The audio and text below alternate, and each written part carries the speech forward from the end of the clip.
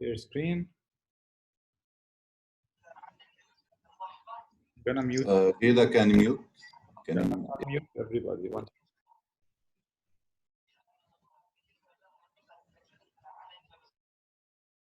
How do I mute for it participant?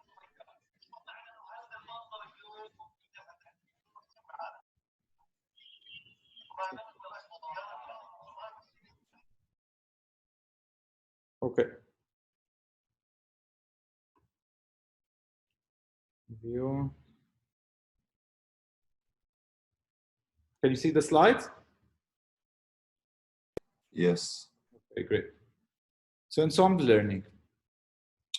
So the idea is to learn multiple base hypotheses or train multiple classifiers or multiple regression models to predict your output.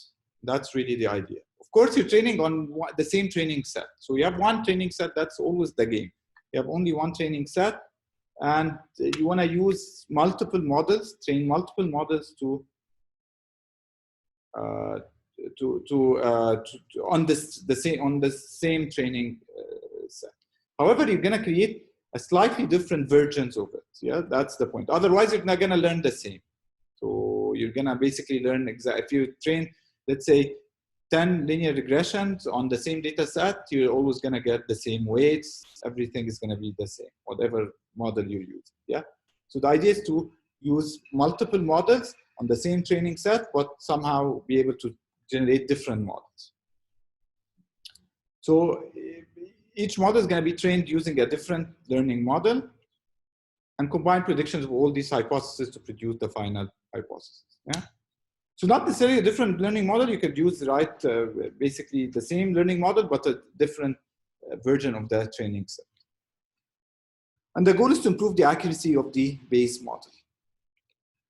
There are two main methods. One is called bagging and one is called boosting. We'll learn both of them. So bagging, let's start with bagging.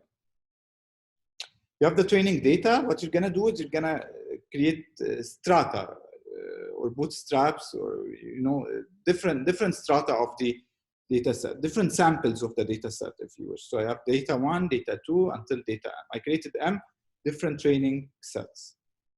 Train model, the same model, typically use the same training model. So you use either naive bias or the same base model, typically linear regression or neural networks in these techniques. Yeah, but you could also, of course, use different learning models for each data set.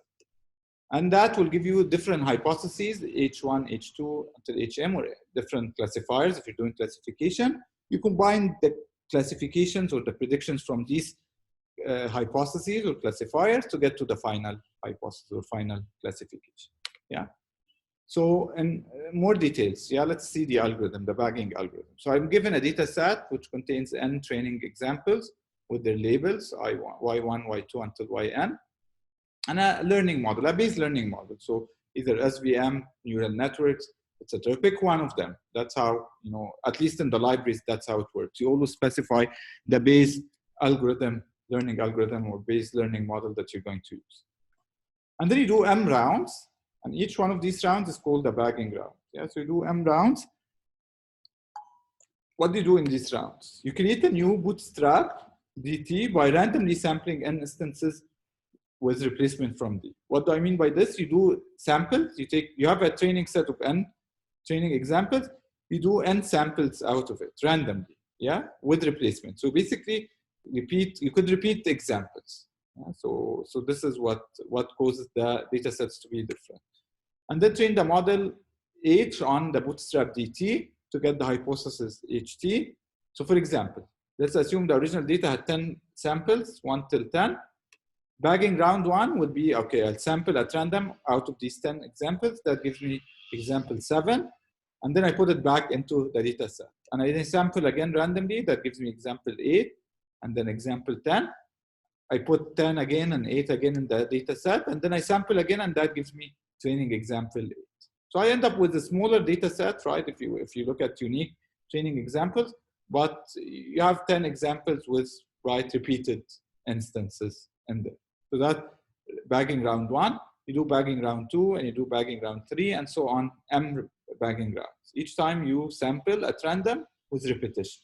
Yeah, with replacement, I mean. Okay. Now we have these 3 training sets. They're different from each other. Train the model H on them to get 3 different classifiers, 3 different hypotheses. Okay, so if you, finally, how do I combine these hypotheses? If you're doing regression, I just do an average. So I see what is the first one predicted, what the second one predicted, what the third one predicted, and I do averaging. If I'm doing classification, I do a majority vote. So I see which class, you know, the majority agrees on. That's how you combine the output of that. Let's see bagging in action. So let's see an example. We'll see a very simple example, but that should give you, you know, an idea about how it works. So let's assume I have a data set that looks like this.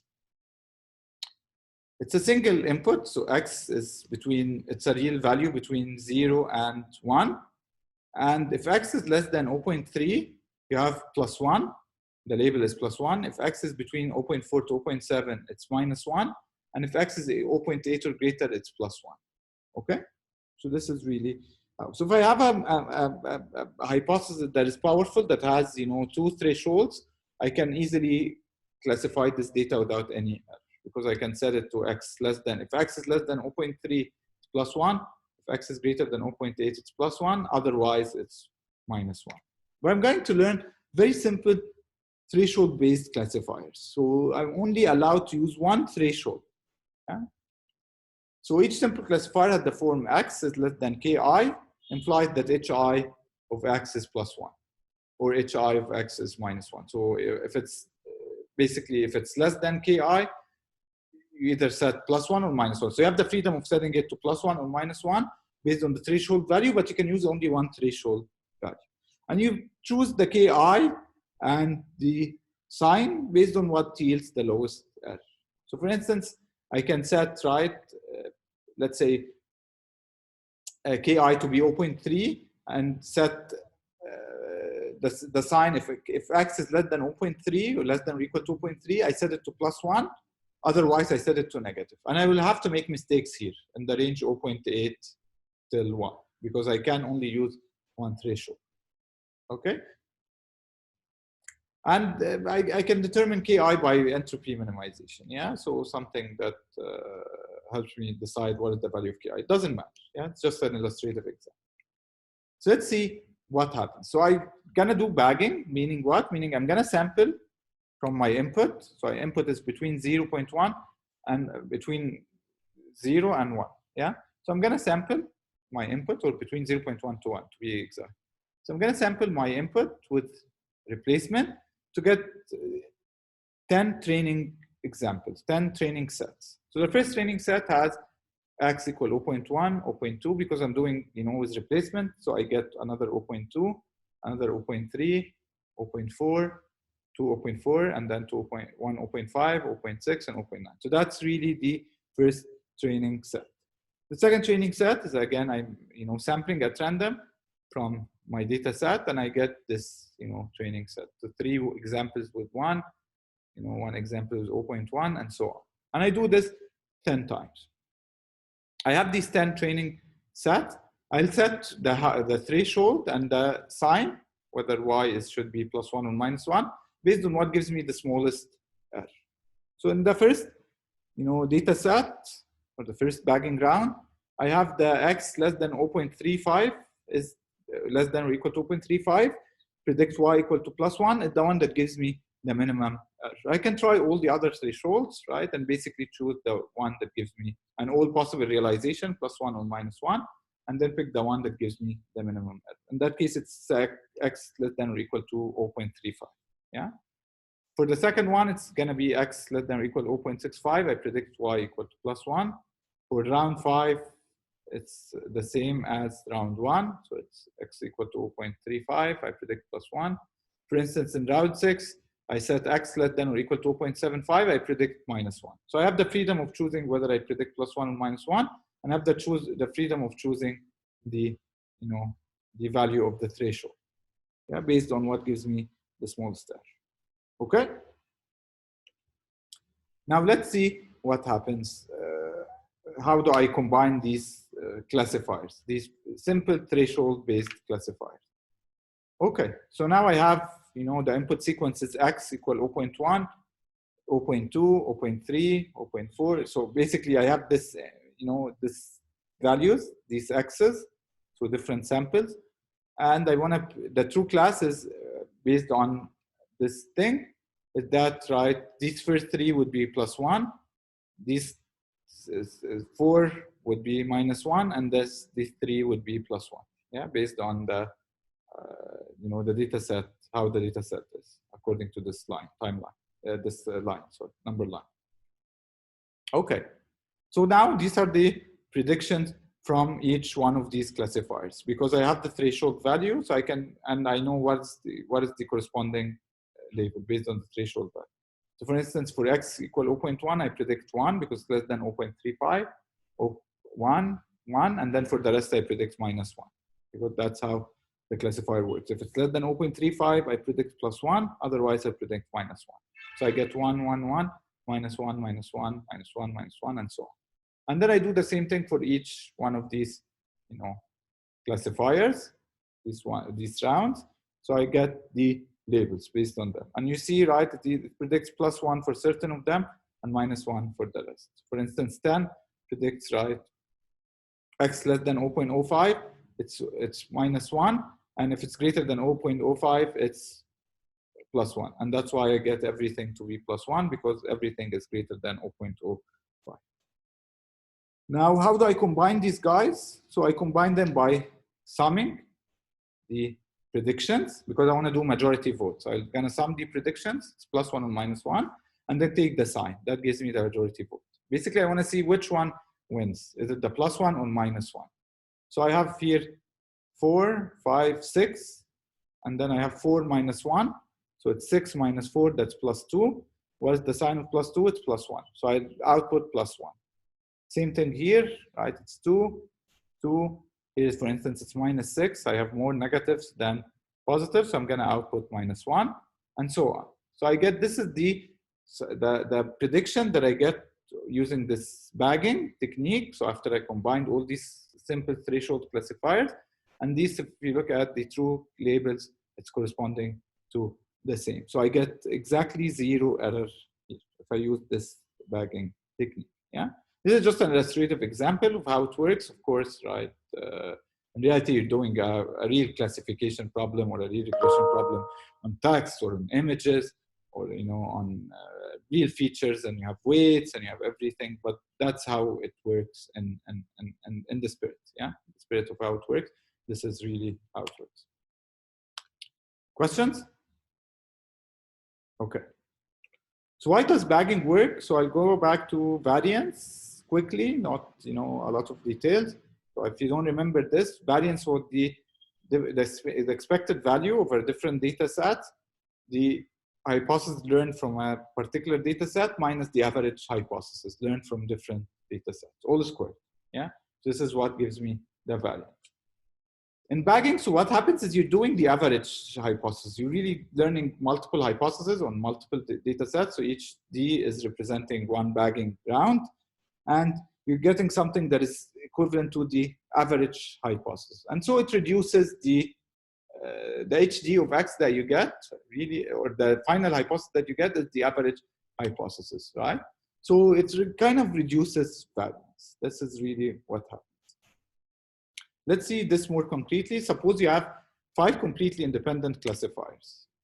If the probability of error for each classifier is 0.3, and if majority voting is used, okay? So I have every classifier on its own has an error chance of 30%. And I'm using majority voting. What is the error of this final classifier that uses these 5 different classifiers, independent classifiers? What is the error is going to be?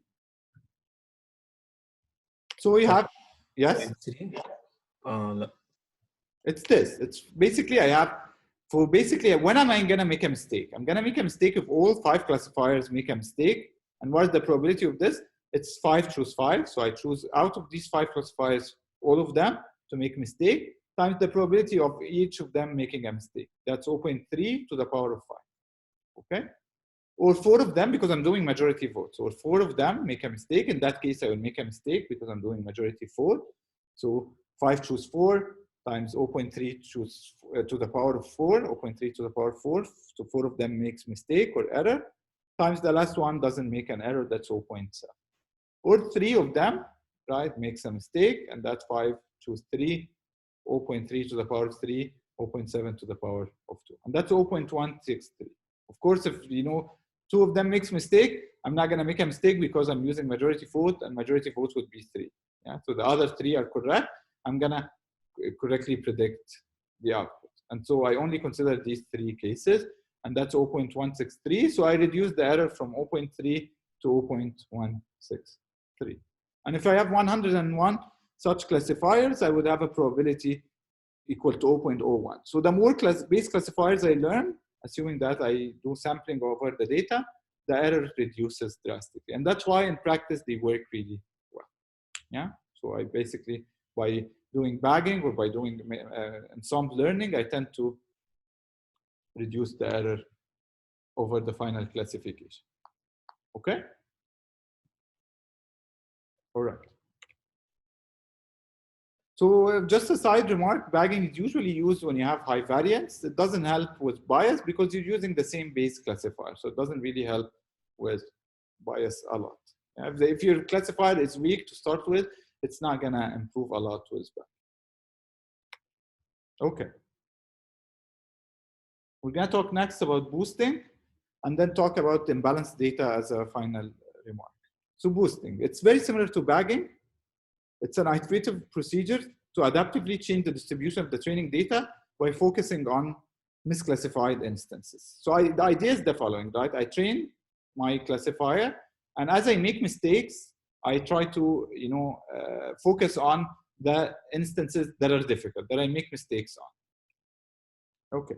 So initially, all instances are assigned equal weights. So assume that you assign a weight to every instance, and based on this weight, you're gonna train your classifier. So initially, I haven't trained anything, so all the instances would have equal weight, let's say uniformly over them.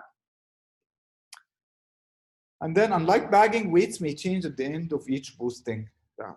So I might change the weights of the instances after every boosting round. So I increase the weights of wrongly classified instances and decrease the weights of correctly classified instances. So once that I correctly classified, I reduce their weight so that I don't focus on them much, and I focus on the one that are wrongly classified. So how does it work? So again, we're gonna illustrate it using classification, but it can work also for regression. Yeah. So a data set, you have it, which has n instances, and yn is a binary classification. So yn between +1 and -1. And I have a learning model, a base learning model, SVM, neural networks, doesn't matter. Initially, assign equal weights. So I'm gonna call the weight, and don't get it confused with the weight of the model. I'm gonna call it Wn of 0. 0 means it's iteration 0. So initially, the initial weights, right? And it's gonna be just 1 over n to each instance because I have n instances. Okay. And then in each round, I do the following. Train H on D, take into consideration the weights to get HT. And we'll describe how to get the weights into consideration in a bit. Yeah, but assume you train HD in a way that takes into consideration the weights HT. And then you evaluate HT on the original data and compute its accuracy, alpha T, the training accuracy. Yeah, so you have the actual labels, you have the prediction, you can compute its accuracy, alpha T. So 90%, for instance, or 80%. And then you adjust the weights of the training instances in this fashion. You set, right, Wn of T. So the new weights are set at the old weights. So initially there were 1 over n for every instant times e to the power of minus alpha t yn ht of xn. So what's minus alpha t? So alpha t is the accuracy. So I want to weight this by how accurate is the classifier so that I don't, if I classifier is really not very strong or not very accurate, then I don't want to adjust the weights too much. Yeah, so I want to adjust it based on how confident I am in the prediction of this classifier. Okay, so yn ht of xn. Ht of xn is the prediction and yn the actual label. And since this is classification, then if it's +1, then I agree on the label. And so I reduced the weight of the instance because I correctly classified this instance. If yn doesn't agree with ht of xn, I will get -1. And so the e will be to the power of a positive value. And I will increase the weight of the instance, yeah, because I'm multiplying it by e to the power of something positive, yeah. So then I will increase the weight of instances for which the yn doesn't agree with my prediction, so misclassified instances, and decrease the weight of correctly classified instances. Okay? Sorry, isn't it supposed to be the opposite? No, because I want to focus on the wrongly classified instances, and I'll see how I use the weight. So I'll show you how I use the weight. So I want to use the weight in a way so that I focus on more on wrongly classified instances. Got it? Yes. Yeah, so I want to have a high weight for wrongly classified instances and low weight for correctly classified instances. Yeah, so that I don't consider the correctly classified instances more in my train. So just one side remark, I usually normalize these weights to sum to 1. So I sum, all of the weights and then divide every weight by the sum of the weights. That gives me a normalization to 1. Okay, and finally, after I trained the models, the T rounds or T models, I combine their weights or their predictions by a weighted average or a weighted majority vote compared to in bagging. Yeah, so I just did majority vote. So I weighted by what? By the accuracy of the classifier, each classifier. So basically, the prediction of model HT is going to be weighted by its accuracy. So if I'm confident about it, 90%, this would have a higher, effect on the prediction, the final prediction, because I have a higher accuracy or a higher, prediction accuracy. Okay. So finally, learning with weights. How do I do this? So use the weights as a probability distribution for sampling with replacement. This is one idea. So just one possible approach is to do this, to say, okay, here's my original data. After I do boosting round 1, I adjusted the weights of these examples. So previously, these examples were all weighted 1/10. So I was just doing, as if it's bagging. So the first round is just bagging. I'm, taking a sample and then putting it back and then sampling again and putting it back and so on. So I get, these, let's say, instances. And then after boosting round 2, I have adjusted these weights so that the ones I make mistakes on have higher weights. And so when when I'm sampling, I'm taking into consideration the weights. Yeah, so the weights decide on my sampling. And so I might take, into consideration, if you look at example 4, it's becoming, you see that it's featured 3 times. And then the next boosting round, it's featured 5 times. This indicates that this sample has higher weight. Yeah, so 4 has higher weight in the previous training set. And that tells you that 4, I tend to misclassify 4. So I want to put this more into my training set, because if I put it more, as I compute accuracy, I will have to focus more on these so that, my error gets reduced. If I make mistakes on 4, then I will have, this mistake propagated 5 times. Yeah, because I have 5 instances of 4 in the training set. So I get this error propagated 5 times. So now the classifier has to focus on, doing correctly classifying 4 so that it doesn't have a high error. And that's the idea really behind boosting. Yeah, so this is to increase the weight of difficult examples or examples that I made misclassifications on in the previous round, so that I can correctly classify that. I can also incorporate the weights directly into the learning algorithm. So basically, the learning algorithm takes into consideration the weights of the examples as it's updating its weights. This is beyond the scope of the course, but you see some implementations which do this. Yeah, but most of them just use it in sampling, really, nothing more. Yeah, so you can use the weights when computing accuracy or F measure as you're updating the weights, right? Or as you're computing the error, you can use the weights to compute the error. Okay. Yeah, this is in a nutshell how it works. Why does boosting works? The idea is that each classifier specializes in a particular subset of instances. So the algorithm is concentrating more and more on difficult instances. So the more difficult instances there are, the more the algorithm will focus on them by giving them higher weight.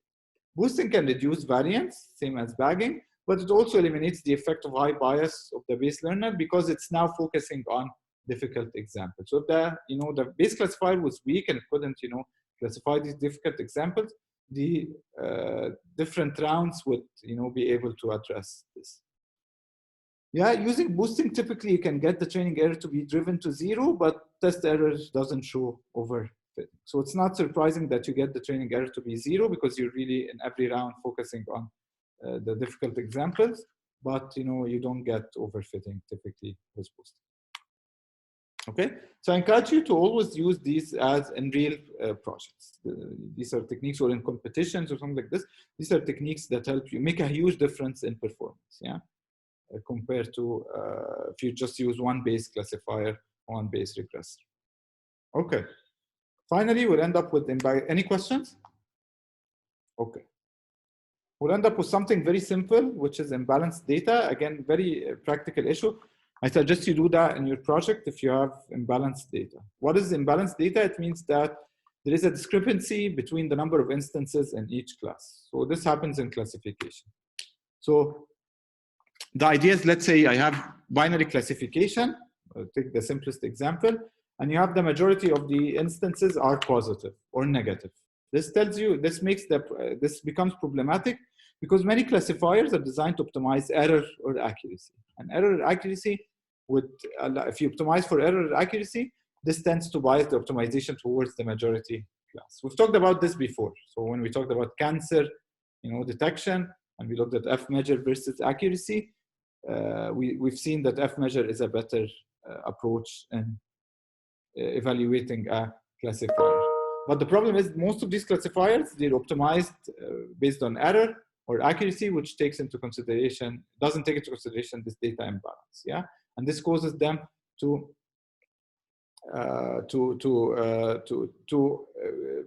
lean towards the majority class. So it want to classify everything at the majority class so that it doesn't make mistakes on the majority class. Yeah, so it neglects the minority class. So this happens in example scenarios, medical diagnosis. So cancer was an example, right? Cancer diagnosis was an example. Predicting failures or faults, typically the failures or faults are very little compared to non-failures. Predicting rare events like earthquakes, predicting fraud. Again, fraud, right, is rare compared to, healthy transactions. And so in these cases you would have, and in a lot of cases, and this comes a lot, and most of these cases where you have data imbalance, you have to deal with it. So how you deal with it? There are very two simple techniques. These are, the techniques that people use in practice. First one is subsampling. So you create a new balanced training data set by doing the following: discarding instances from the majority class. So let's say the majority class was 90% and the minority class was 10%. What you do is you discard 80%, like 90% of the training set of the majority class, so that you have a balanced data set. You have the same number of negative and positive instances. Of course, this discards a lot of the data set or a lot of the data, and that's not really good. So unless you have large data, big data, this is not gonna work. Yeah, that you do this. But if you have big data, you can actually do subsampling. So really, just discard some of the majority class instances. But if you don't have big data, you can't afford to do this. You can afford to do oversampling, which is creating a new balanced training data set by repeating instances from the minority class. Typically, you don't repeat them exactly, you repeat them with some differences. So you mutate them a little bit so that they're not exactly the same. So oversampling, data augmentation is you can view it as oversampling, exactly. Yeah, so basically you take your data set and then you oversample it by doing, for instance, data augmentation. Yes, good point, Mohammed. But let's say I have text or something like this. I can do oversampling by just taking, okay, what is the minority class? Let's say it's the negative sentiment. I take all the instances that belong to the negative sentiment and repeat them, but you can change some words, you can do a combination of these instances to create new instances. So there are certain techniques for doing oversampling that doesn't copy the instances as is. Okay, this is typically how it works. Finally, you can do the idea similar to boosting. So you can assign high weight to instances from the minority class and low weights to instances from the majority class, and using a learning algorithm that can learn with weights. Yeah, so this could be a possibility. Or you can modify your learning algorithm to optimize other measures such as F measure. These two techniques are the ones used in practice a lot because you don't have to change anything in the learning model. You can use off-the-shelf library. If you really, this doesn't work and you're adventurous, you can go ahead and try to modify the learning algorithm to optimize for F measure rather than its error, or you can try to assign weights to instances and try to optimize, change the learning algorithm so it can take care of weights. Yeah, this is really what I want to end with. So I encourage you, if you have in your project an imbalanced data set, to do subsampling or oversampling at least. Okay, that's it for today. I hope it wasn't too much. Now, next time we're going to talk about recommender systems. Very cool topic related to Netflix and movie ratings and etc. How does these systems work? And that will be the last part in supervised learning that we're going to talk about. Questions? Okay, I'm going to post the recordings once I can. For those of you who want to meet, discuss the projects or FYP, I'm going to be available at 3:30 to discuss. Yeah? So from 3:30 to 4:30. Okay, thank you. Thank you, sir. Yeah, good luck. Bye. Bye.